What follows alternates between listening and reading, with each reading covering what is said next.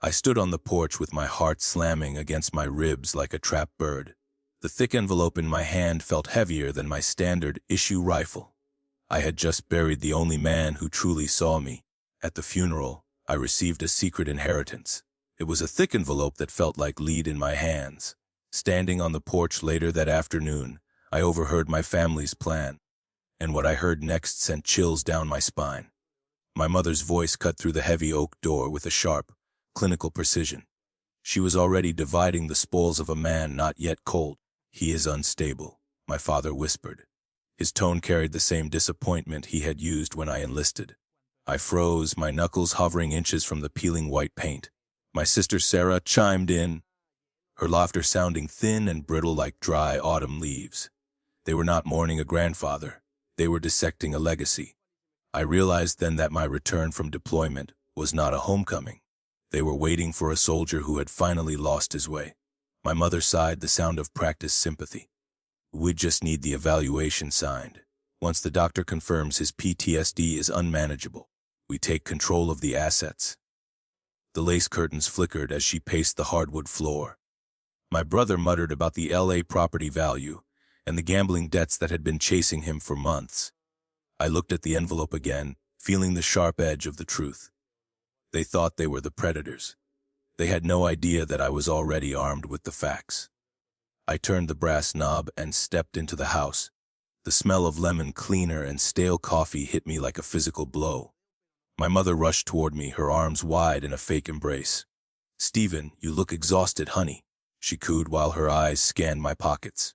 My father stayed near the doorway, blocking my path to the stairs with a casual, broad-shouldered stance. I let my shoulders sag, playing the part of the broken man they required. They smiled because they saw a victim instead of a target. "I don't know what to do about the estate," I murmured, keeping my voice low and hollow. My brother leaned against the counter, his phone already out to calculate the potential windfall. They exchanged a series of quick, triumphant glances that they thought I missed. My sister offered me a glass of water with a hand that shook just enough to show her own desperation. They led me toward the couch like a sheep to the pen. The doctor would be here by morning to finish their ugly work. I sat down and folded my hands in my lap, hiding the scar on my knuckle. My mother sat beside me, her grip warm and possessive. She spoke of rest and safety, while my father mentioned a specialist who could help me navigate the trauma. I nodded obediently, watching the clock on the mantel tick toward their destruction. They believed they were closing the cage. I was simply waiting for the moment to spring the trap. Underneath my calculated grief, a cold and permanent resolve had finally taken root. The living room felt like a stage lit by the flickering television. My father watched me from the armchair while my sister hovered by the kitchen counter. I needed my phone, which my mother had tucked away in a drawer to charge. She claimed she wanted me to sleep without distractions. I knew better. Every movement I made was cataloged by their hungry eyes. They were waiting for me to slip. I just needed 1 minute of total privacy. "You should eat some more, Stephen," my mother said softly. She pushed a plate of dry toast toward my hand.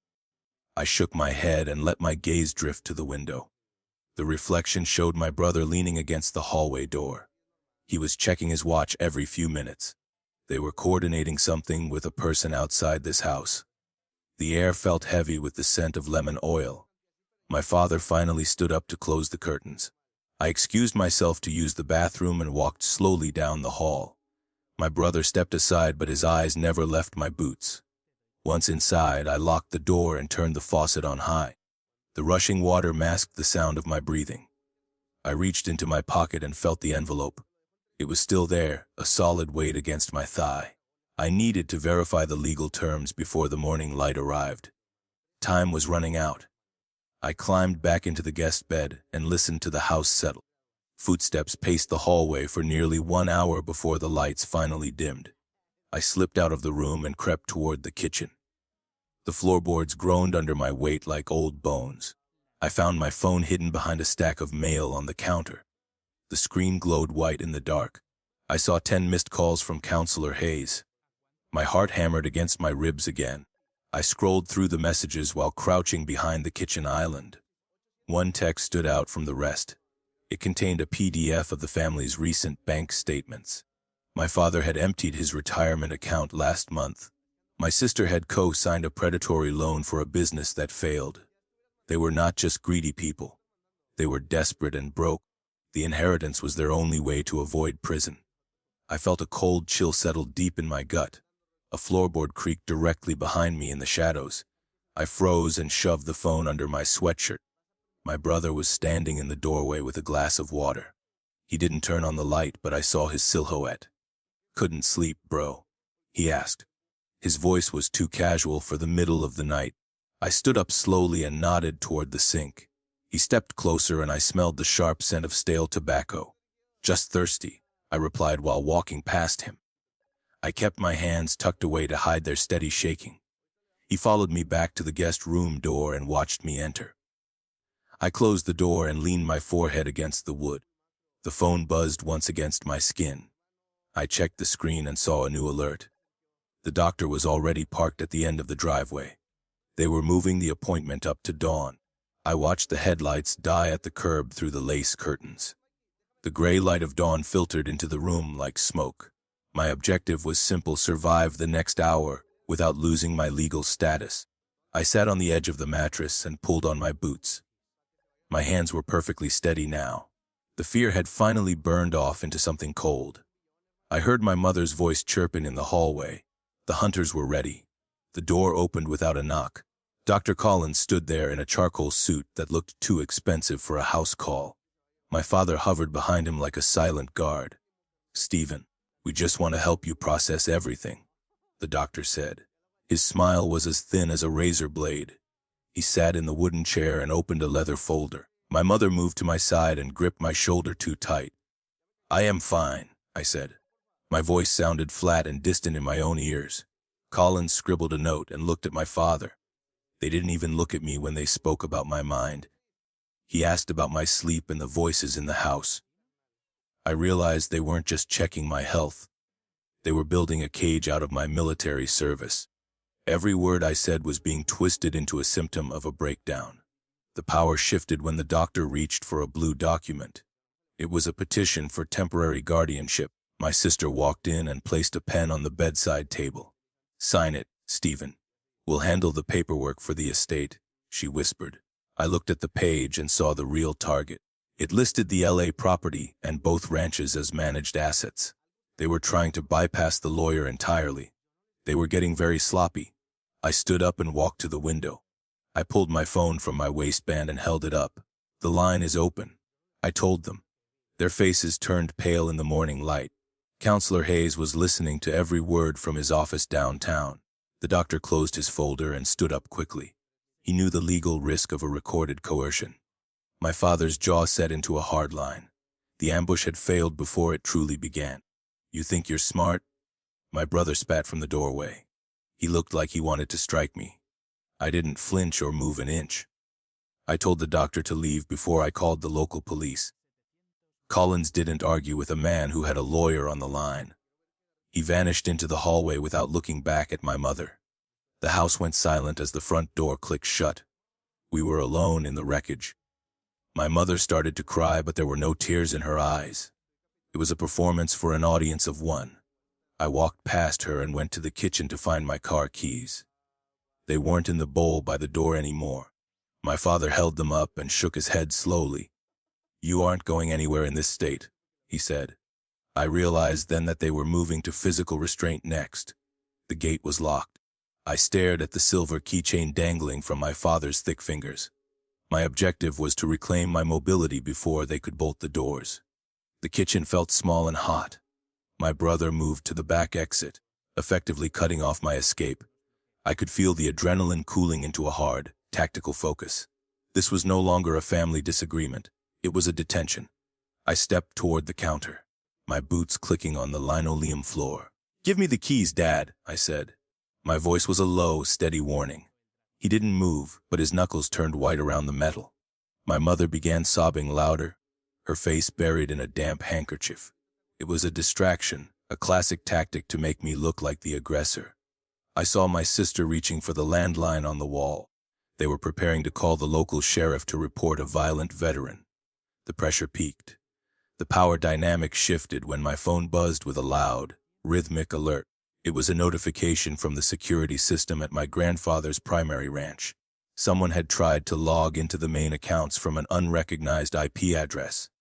I looked at my brother, whose eyes flicked guiltily toward his laptop on the dining table. He wasn't just waiting for the inheritance. He was already attempting to hack the digital estate. They were truly desperate. "You're already in the system, aren't you?" I asked. My brother flinched and looked away. I realized they weren't just after the deed. They needed the liquid cash to cover the loans I had seen on the bank statements. I took a step closer to the laptop. My sister dropped the phone receiver and moved to block me. The house was a maze of bodies and bad intentions. I had to break the line before the police arrived. I grabbed a heavy ceramic mug from the counter and held it tight. I didn't swing it, but the threat was enough to make them pause. My father shifted his weight, and for a split second, the keys slipped. I lunged forward with the speed of a man trained for a different kind of war. I caught the ring before it hit the floor. My father roared and tried to grab my arm. I twisted away with ease. "Stay back," I commanded, and for the first time, they actually listened. I backed toward the front door, keeping my eyes on all of them. My mother stopped crying instantly, her face settling into a mask of pure hatred. She didn't look like a mother anymore. She looked like a creditor who had just lost everything. I reached for the deadbolt and felt the cold steel of the lock. The air in the hallway was freezing. I threw the door open and stepped onto the porch. The morning sun was blinding after the gloom of the kitchen. I didn't run, but I moved with a purpose they couldn't match. My brother screamed something about a lawyer from the doorway. I reached my car and saw a black SUV pulling up behind me. It wasn't the police. It was a man in a dark suit with a legal briefcase. Hayes had sent the cavalry. The man in the dark suit was Marcus, the lead associate from Hayes's firm. He didn't say a word as he stepped between me and the house. My objective was simple: get the final trust documents signed and witnessed before my family could physically intervene again. My brother charged down the porch steps, but Marcus held up a hand. The authority in his posture was absolute. He looked like a wall of cold granite. My family retreated into the shadows of the front doorway. Marcus handed me a heavy silver pen and a leather-bound folder. "The trust is ready for your signature, Stephen," he said.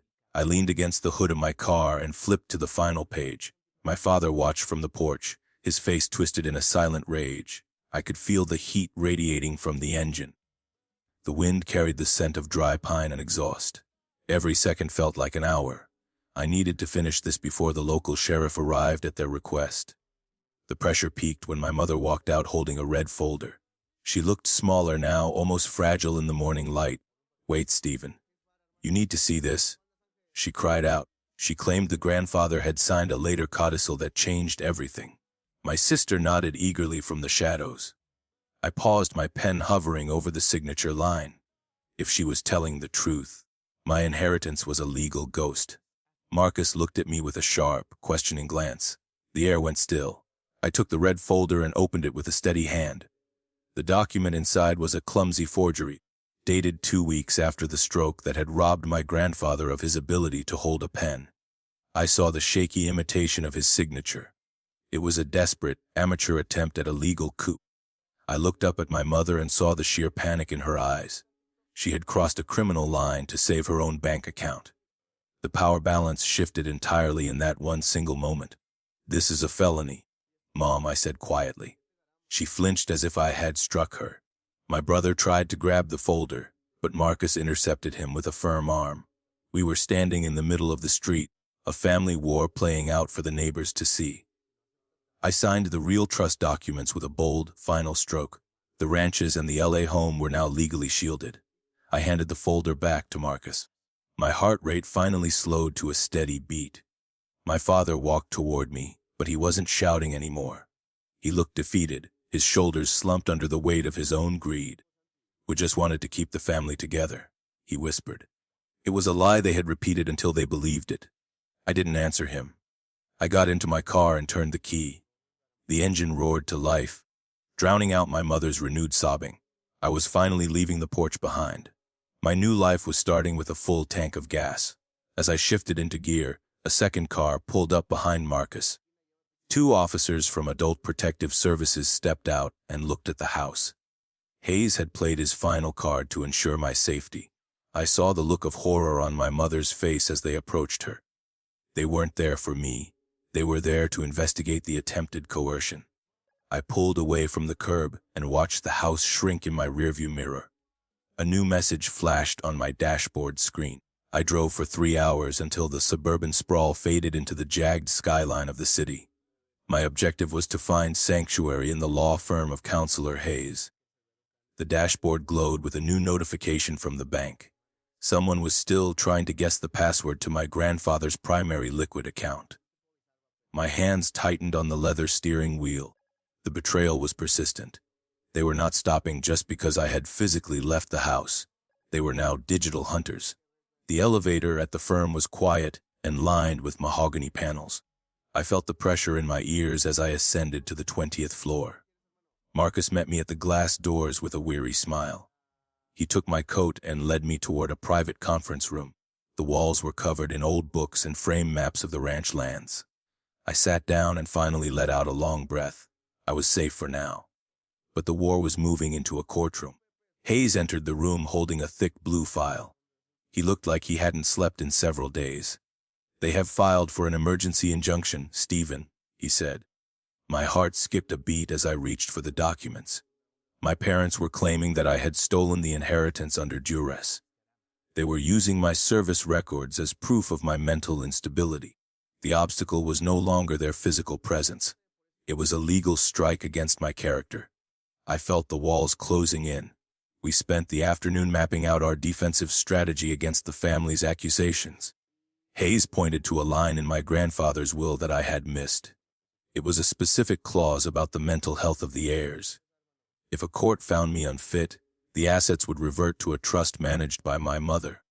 This was the mechanism they were banking on to win. They had been studying this document for years. I realized then how long they had been planning this quiet, tactical theft. The power shifted when Marcus walked in with a laptop.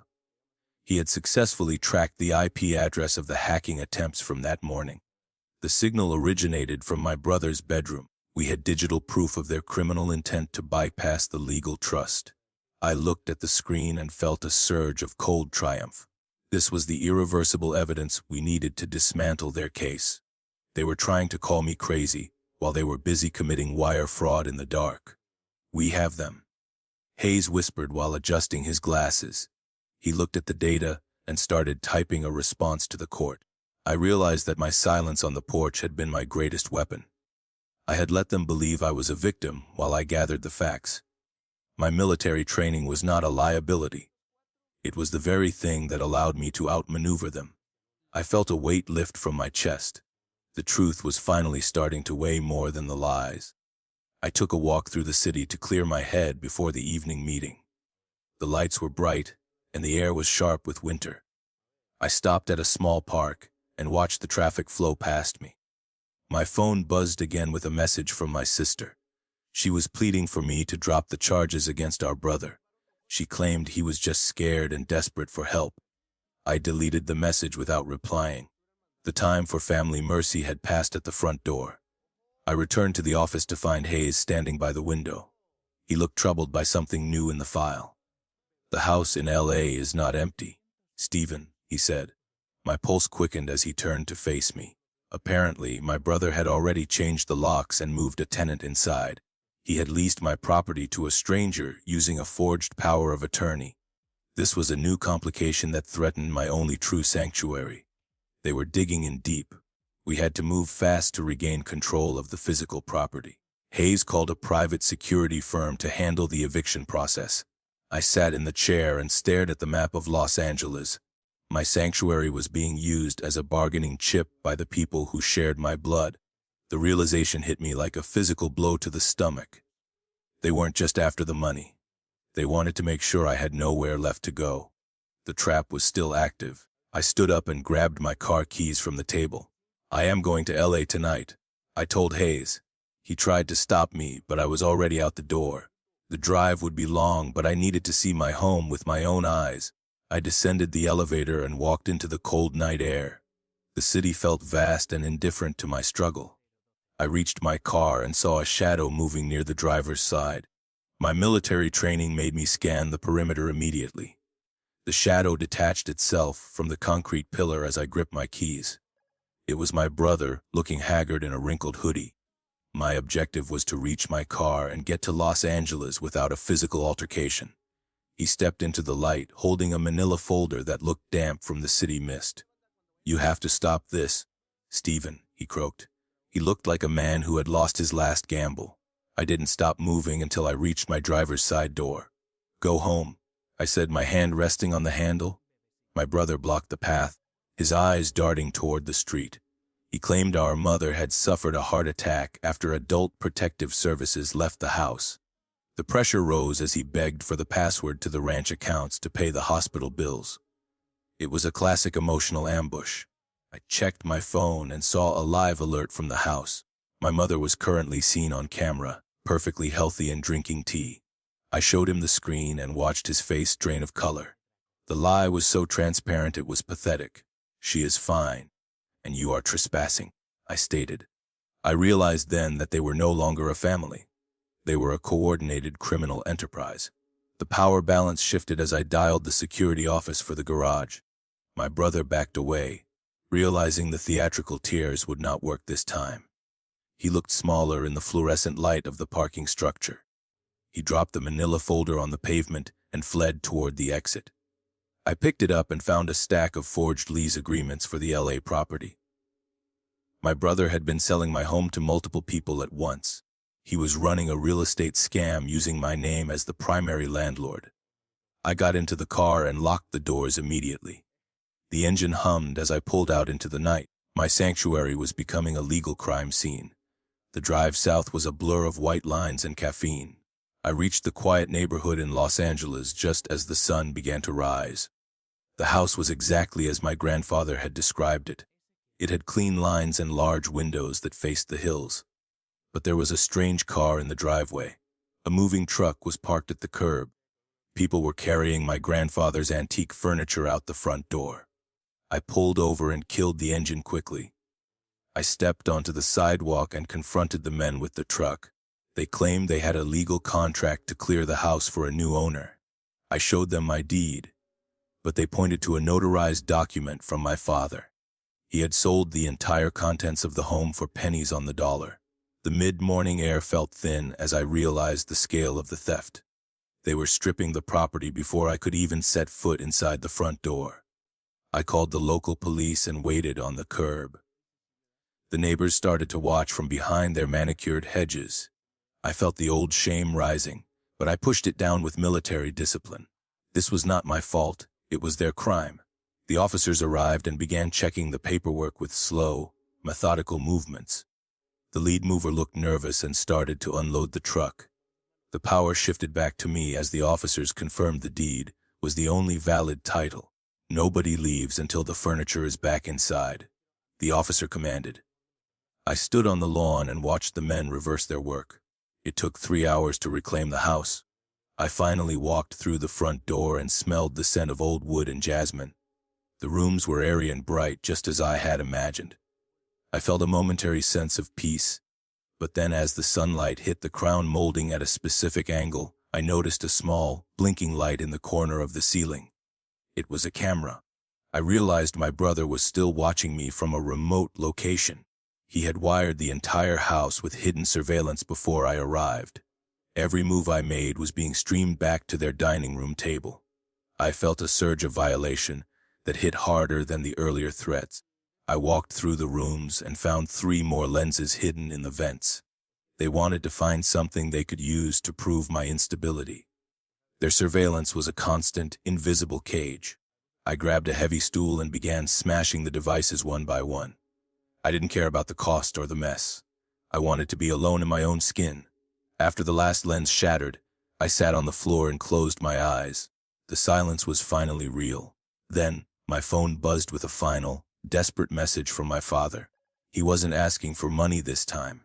He was telling me that the police were at his door. I stared at the screen until my father's desperate text blurred.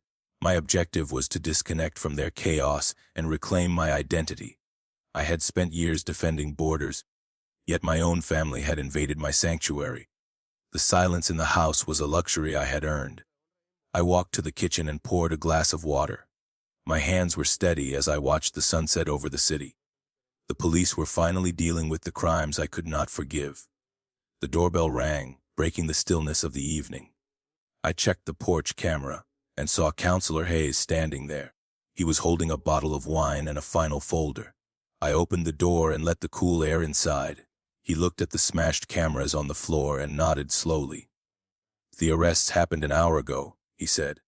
"My brother and father were in custody for wire fraud." The weight of the world began to shift. We sat in the living room while the shadows lengthened. Hayes explained that the inheritance was now fully shielded from any further claims. The family had traded their freedom for a chance at my grandfather's money. I realized that my lie was over. I did not need their approval to be whole. I was not a liability or a broken soldier. I was a man who had protected his legacy. The truth felt like the first breath of mountain air. "You have a future here, Stephen," Hayes whispered. I looked at the clean lines of the walls and the bright windows. I had everything I wanted, but the cost was high. I had lost a family to gain a home. My phone buzzed one last time on the table. It was a message from my mother sent from the police station. She was asking for bail money, oblivious to the fact that her own greed had funded the cell she now sat in. I deleted the thread and blocked her number forever. The line was officially cut. I walked through the empty rooms and felt the presence of my grandfather. He had known I was strong enough to survive this fire. The sprawling ranches in the valley were thriving and the LA house was mine. I was no longer defined by the trauma of the past. I was defined by the choices I made in the light. I stepped onto the balcony and looked at the glowing city. The air smelled of jasmine and sea salt. My life was finally my own. The peace was broken by a soft scratching at the front door. I looked through the glass and saw a small wooden box. It had no return address, but the handwriting was familiar. It was my grandfather's lost journal, hidden for years. I realized the secrets in the estate went deeper than money. There was a second trust mentioned in the first chapter. I opened the book and my blood turned to ice again. The inheritance was just the beginning.